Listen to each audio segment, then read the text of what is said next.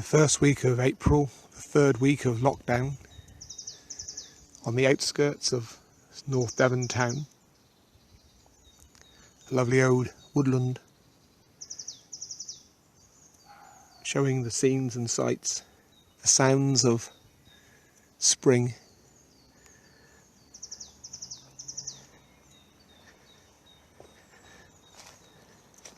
Little crunch of the old leaves from the past season. The very early flowering trees, the sycamore here, clearly in front of us, and the emerging ferns. There's like a lady fern, and the beautiful celandines. Well-trodden woodland path.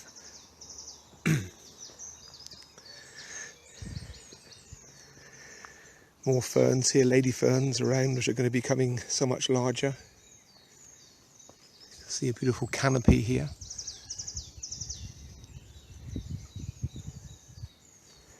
Mainly the sycamore and the horse chestnut that is dominating at the moment.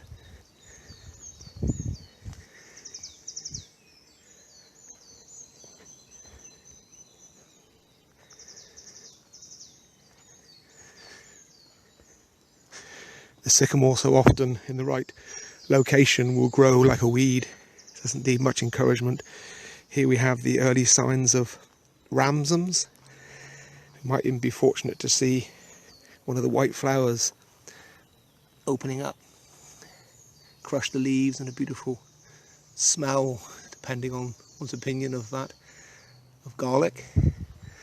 Here we have a young sapling of a hawthorn tree.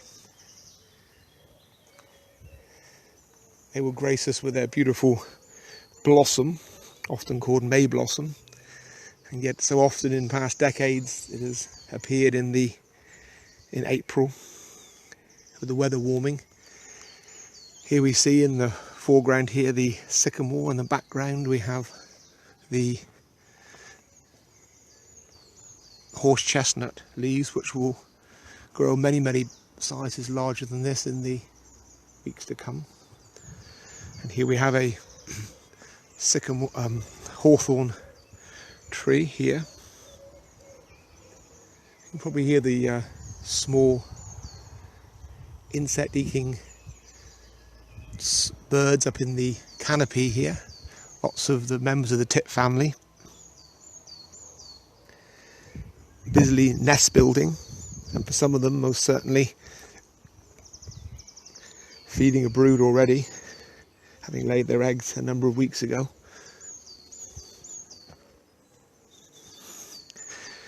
There's a busy bee then went by. We have something called dog's mercury here.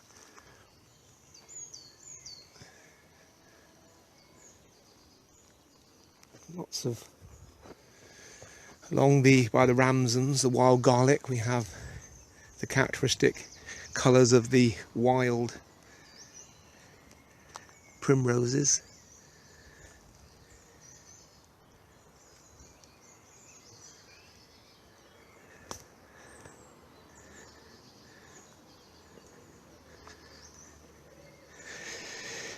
We hear the sound of traffic. Very warm day today. Quite pleasant to be underneath the canopy of the trees. All important dead and dying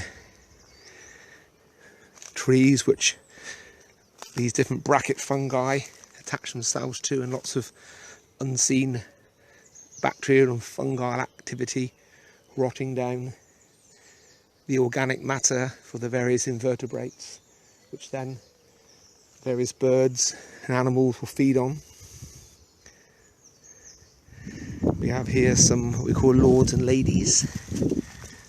It's a spring kind of flower.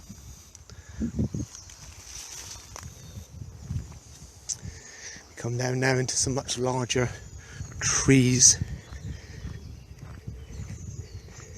We have an elder tree, which gives the characteristic white flowers and can leads to elderflower cordia if someone is so inclined to make it. You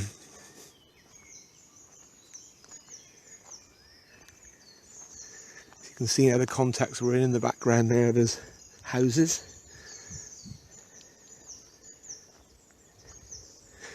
If you look around here on the ground where there's extra light coming in, there's some speedwells here. Speedwell leaves, a few flowers there of the creeping speedwell. And here we have the red campion nearly coming out in flower. Not quite, but nearly there. Background there we can see the very common bramble, which will have a display of beautiful blossom soon, leading to hopefully lots of lovely blackberries.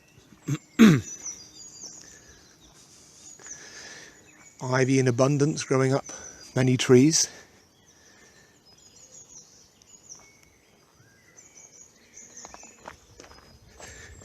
Here we have some sun spurge. There, the like yellowy tint to the leaves, and here we have the early stages of buttercups.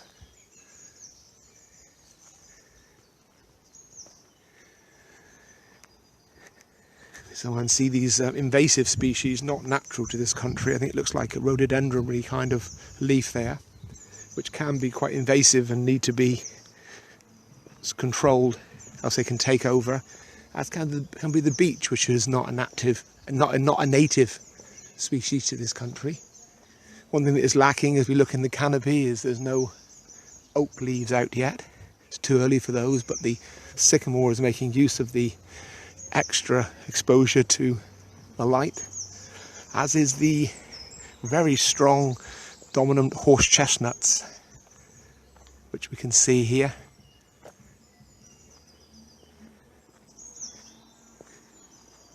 I'm going to walk for a few moments just to take in the sounds, albeit them some not so natural, but it's a mixture of human activity with the activity of the woodland